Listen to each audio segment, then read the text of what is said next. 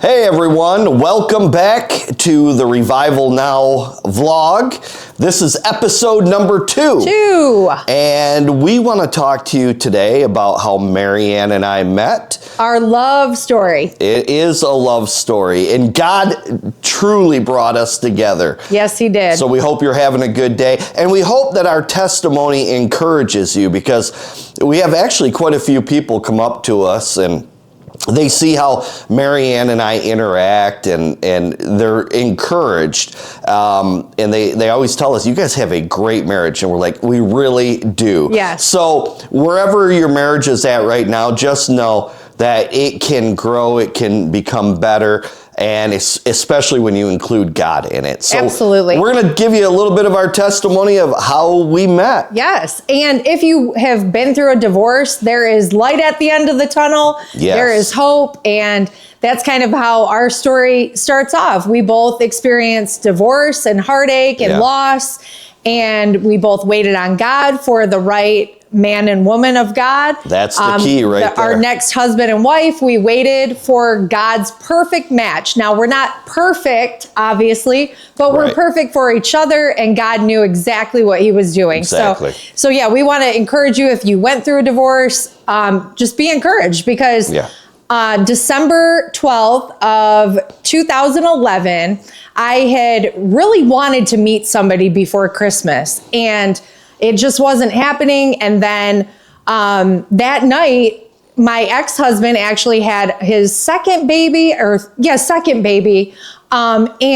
I was like, Lord, when is it going to happen for me? Like, why haven't I met somebody yet? It had been like 3 years, and I'm just like, why hasn't anything happened to me? I was crying out to God. So you were major discouraged. Major discouraged. December 12th.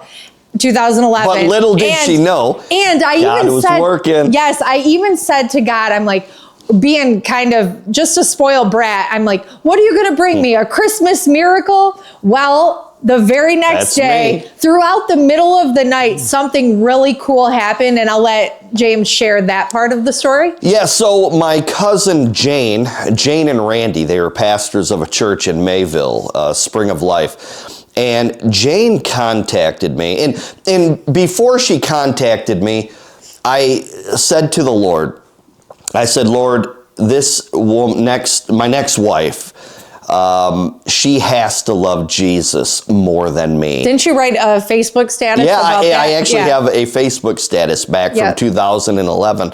And so anyways, Jane contacted me the night before, or the night of Marianne having her little breakdown, her little powwow there, her little discouragement party. Yes. And Jane contacted me. And she said, James, I have someone that I have to introduce you to. Because I went to their church, so that's how that all happened. And so I was like, great. She didn't tell me who it was or anything, but she said next time, or to come to the church or something, she would introduce. So, curiosity got the cat. And so I went to Jane's Facebook page, and I was looking at her friends list. Oh, yes. And I came across Marianne's profile picture. Stalked her profile page or Facebook page. And I said, I bet that's the one. So I friend requested Marianne in the middle of the night before I even met her, because he worked like a weird shift at work. So he worked 3 to 11 at the airport, the Oakland County airport.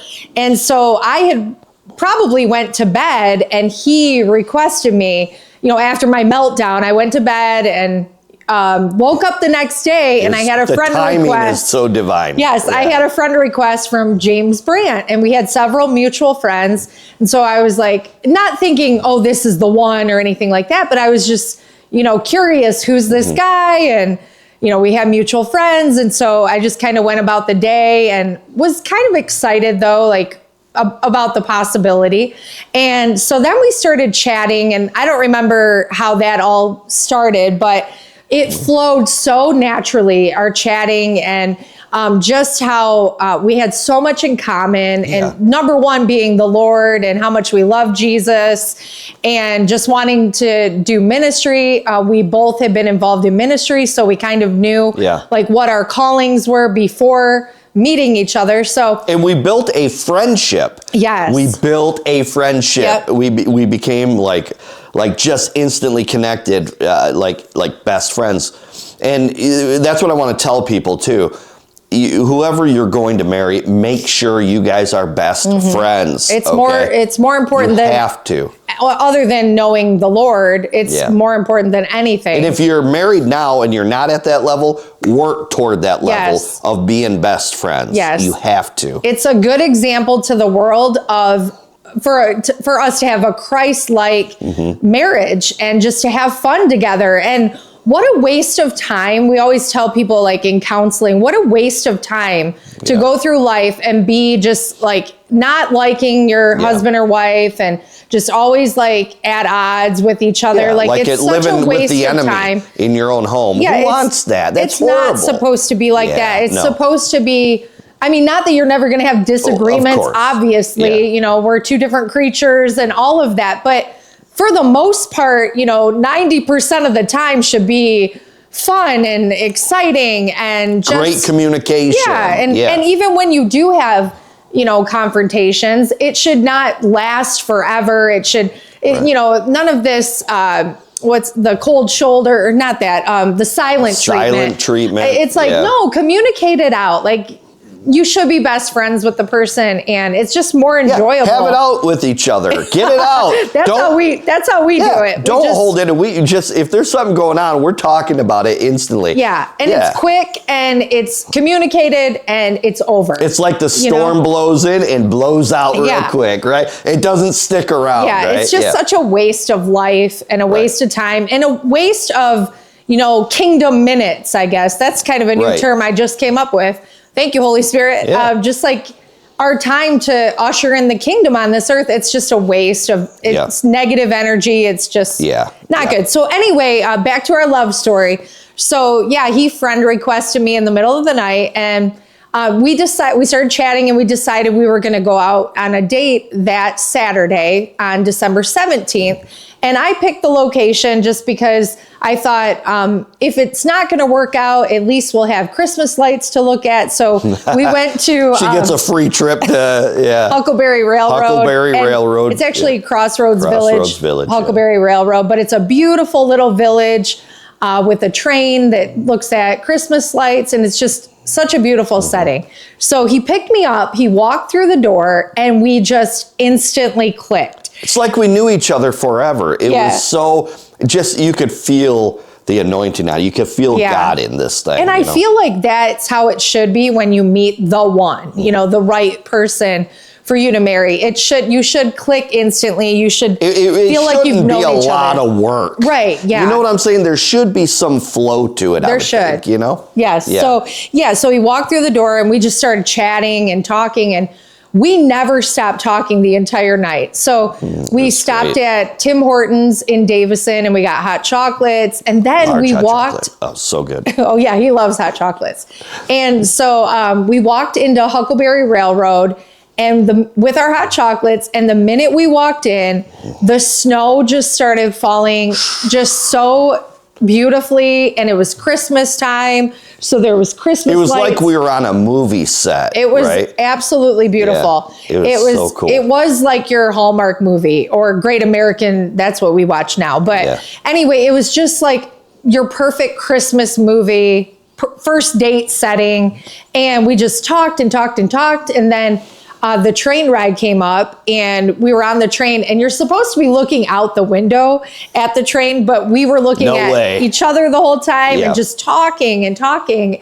Never even looked out the window. Maybe one time. I don't know. It was just awesome to finally have met someone who you clicked with on every level. It was your love story. It was a love, you know, I mean, it was beautiful how everything was falling into place. So, and he had seen one of my ministry videos when I was preaching at a ministry event, and he had said, you can say...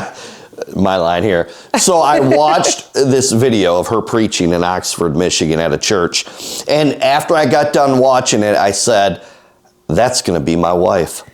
Like those words just flowed from me. So it was prophetic, obviously. Definitely. Yeah. But so we started talking about marriage at that point pretty early on in the relationship. Like we 3 or 4 months into it. Yeah, we started talking about marriage. And then kind of some walls went up because we had been through divorce. And so he was scared to get into another relationship and not wanting to get hurt again and things like that. Even though we were having a great time and we, you know, clicked on all these levels, there was just some probably unhealed wounds. So definitely don't get married right away if you have unresolved issues or unresolved. Take the time you need to heal. Yes. It's okay to take time to heal. And even though it took 4 years for us to get married, we never had sex. So we're really proud of that fact. We also I thought I was ready, but I probably wasn't right away. I also had people kind of chirping in my ear. She's talking about ready for marriage. Yes. Yes. I thought I could see where people could kind of take that in the wrong direction. Good. Yeah, I'm glad he clarified that. We were complete each other. I hope they didn't start the video like right there. Yeah. Anyway, or whatever. Anyway, it's all good. So I thought I was ready for marriage, but I probably wasn't. And, you know, a lot of people were chirping in my ear saying, you know, James needs to crap or get off the pot and things like that. Just nasty comments. And just a lot of like my close friends were kind of like, why isn't he marrying you? And then it made me feel, you know, like less than, but he just was not ready. I just had a lot of different emotions that I had to work through, get healed with my kids. And his mom had died also. So like he was a hot mess. It was a horrible time. I was dealing with the death of my mom, a divorce, like all within 6 months to a year. I mean, it was just... He'd been through a lot. Thank God that God brought me through that. Yeah. So there's a lot of things that I had to work through emotionally before we got married. So And so then there was this one, we were having fun, but every once in a while the topic of marriage would come up and, you know, we'd have a little disagreement about it. It seemed to be about every 3 months. Like once every 3 months, we'd have a great time and then all of a sudden I could tell, oh man, we hit the emotional wall. She starts crying. Somebody probably said something to me. Oh my goodness. And plus I was kind of feeling it too. So yeah. Don't be pressured by anyone in your life. That's true. Yeah. So anyway, something happened in his life and I'll let him explain what that situation was. Yeah. So this was about 4 years into us dating. I lived in an apartment in Waterford, Michigan. Marianne had a house in Oxford, Michigan.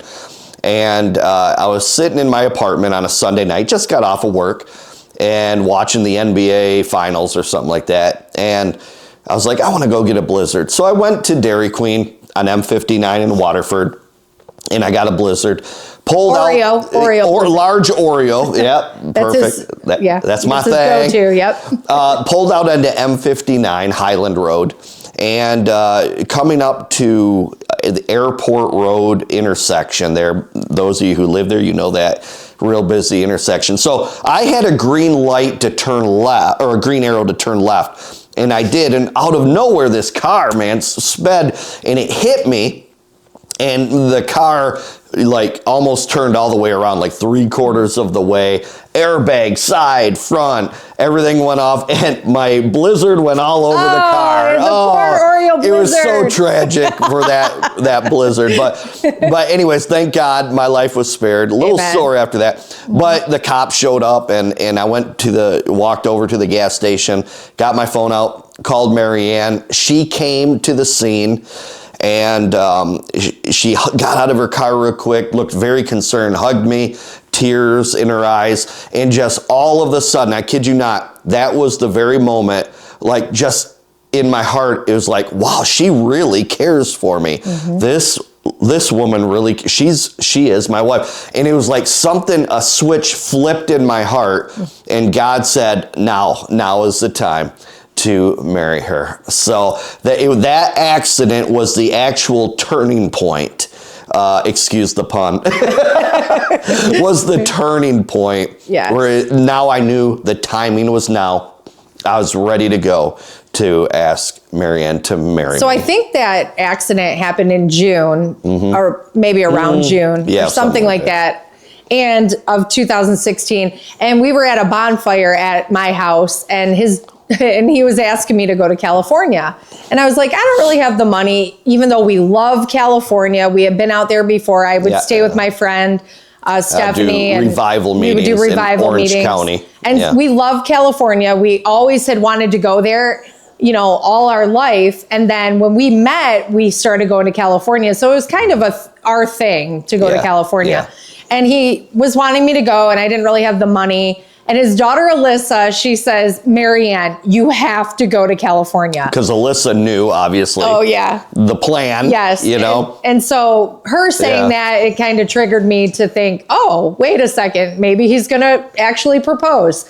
So we ended up going to California, and we were driving from LA to Huntington Beach. Yeah, we just did a Hollywood tour or something like that. Yeah. And he just nonchalantly says, hey, do you want to go to Panda Express? And I'm thinking, Panda Express, like, that's not somewhere you would take somebody after, you know, an engagement or before an engagement. It just didn't seem like very romantic. It was like the encouragement, her excitement for something happening. And I intentionally said, let's go to Panda, because I knew that would make her, it would just, you know, I think at her the time, balloon just pop. Yes, I think at the time too, I didn't really like Panda Express, but now I love it. But the point is, I don't know. She thought it was, it's getting closer. The trip's almost over. He's got to be asking me sometime. That's what it was. So when I brought up Panda, it totally threw her off guard. It was perfectly executed. So anyway, we continued to drive, and we drove to the Huntington Beach Pier, which is one of our favorite spots in California. Huntington Beach, the pier, and of course, he got down on one knee and halfway down the pier. Yep, and he proposed to me. And it was awesome. And we went to our favorite Mexican restaurant afterwards. Yeah, right in town there. And we love that Mexican restaurant. It's so good, right downtown Huntington Beach. And it was just such a great time, because that was in July, and then we got married 3 months later in October, and that's why we did this. That's why we did this in front of this beautiful picture that we hung up, or picked out together and hung up when we bought this house. And because we love the fall, it reminds us of our wedding, and we just love just the fall in general. Yeah, so we're in our living room, beautiful living room here. Yeah, and we have an awesome marriage. God has definitely blessed us. And the timing of it was perfect. So talk to them about waiting on God's timing. You have to wait on God's timing. If you don't have the peace on the inside, don't proceed. Don't push it in the flesh. I'm telling you, you got to wait, because I could have easily given in to that pressure. Yep. But I knew, listen, if we would have gotten married sooner, we probably would have dealt with a lot of major emotional issues, probably would have fought a lot, probably, you know, it was just perfect timing. It really was, perfect, looking back. And perfect for our kids. For our kids, yeah. I mean, we blended so well. It was really, after the 4.5 years. It was really awesome. And it gave Marianne time with Hayden to spend alone time with him, and and show him attention. And kind of those formative years, just to have that and extra me with time. My kids, and even just getting to know his kids, and I clicked with his kids. I love his kids like they're my own, and it all came together so beautifully. God knew what we needed, and I'm just so thankful that I waited on God. And that I didn't go on dating apps and like try to find somebody and just, settle for, less than God's best, because we really have a blessed marriage. And so in that, if you're single and you're in that time of waiting, just focus on your relationship with the Lord and what He has for you to do. And then when you get together with the right person, everything will just gel together. You guys will just blend so well, and your ministries will blend well, and you'll maybe even make videos like this, because this is like our thing. We love making videos. So, and just to point out, Marianne was discouraged. The enemy will try to throw discouragement on you. Yeah. That was the very night. Yep. Okay, when I found out about her, and she's sitting there crying, thinking there's like no hope. sobbing. So my point is, the enemy is going to try to discourage you right before the breakthrough. That's so true. If the enemy's trying to discourage you, just know, I'm telling you right now, the Holy Spirit is working behind the scenes. That's true in general, not even just if you're waiting on a relationship. Yeah. You know, if there's some big breakthrough coming financially Don't give up. or a healing or whatever, it's like the enemy he tries to attack right before the breakthrough, like you said. Don't give up. So don't give up. Press in to God and everything he has for you. And he will come through in the 11th hour like no other. 11:59, right? 11:59. Yes. But you know, it's you got to hang in there. Also, we are going to on a lot of these videos, we're gonna preach the word. We're gonna give more testimonies. We're gonna let you in on our everyday life. We want to minister to you. We want to encourage you. We want to make you guys laugh. Yep. We want to build you up spiritually. And it was kind of fun tonight to put our testimony of meeting on video, because we've never done that. Well, I've done it a couple times, but not together. No. We've never done it together. No. And so this was special to us. And so we hope you enjoyed it. And there's hope after divorce. There hope really is. In singleness. God has somebody for you. If that's your heart's desire, God's definitely going to fulfill it. Here's what they got to do. Don't settle. Yes. If you're in a marriage, don't settle just to be roommates. Right. You following me? Are you hearing me? Hello. I mean, work on it. Work together. Open that line of communication. Bring God into it. Pray together. Study the word together.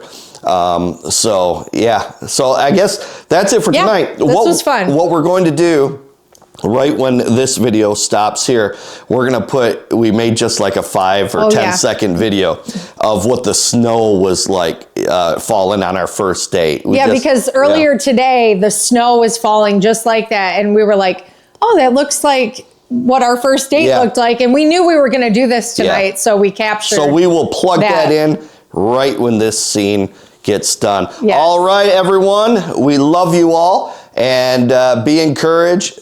Jesus Christ is Lord, and He loves you. Don't give up. Yes. Maintain your faith. We love you all until the next episode of Revival Now. This vlog is over. This is exactly what the snow looked like on our first date at Huckleberry Railroad. And it's doing the same thing today. Pretty cool.